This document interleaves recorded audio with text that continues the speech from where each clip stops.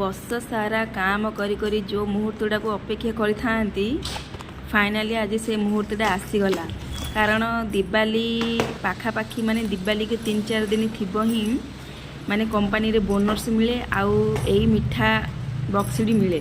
ତ ଦେଖନ୍ତୁ କେତେ ସୁନ୍ଦର ଭାବରେ ସେଇଟାକୁ ମାନେ ପେକିଂ କରିଛନ୍ତି ବକ୍ସରେ। ଆଉ ସେଥିରୁ କ'ଣ କ'ଣ ବାହାରୁଛି ସବୁ ଆପଣମାନେ ଦେଖନ୍ତୁ।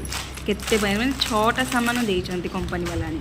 ଏ ଦେଖନ୍ତୁ ଏଇଟା ଗୋଟେ ଆଳୁର ଗୋଟେ ଭୁର୍ଜି, ସେଇଟା ଗୋଟେ ମାନେ ଭୁଇଁ ଚଣାର ଗୋଟେ ଖାସ୍ତା, ଆଉ ଗୋଟେ ମଠି, ଆଉ ଗୋଟେ ସୁନ ପାମ୍ପୁଡ଼ି ବକ୍ସ, ମିଠା ବକ୍ସ, ଆଉ ମାନେ ଗୋଟେ ଗୋଲାପଜାମୁ ଗୋଟେ ଛୋଟିଆ ଗୋଟେ ଡବାଟେ ଦେଇଛନ୍ତି, ଗୋଲାପଜାମୁ ଆଉ ରସଗୋଲା।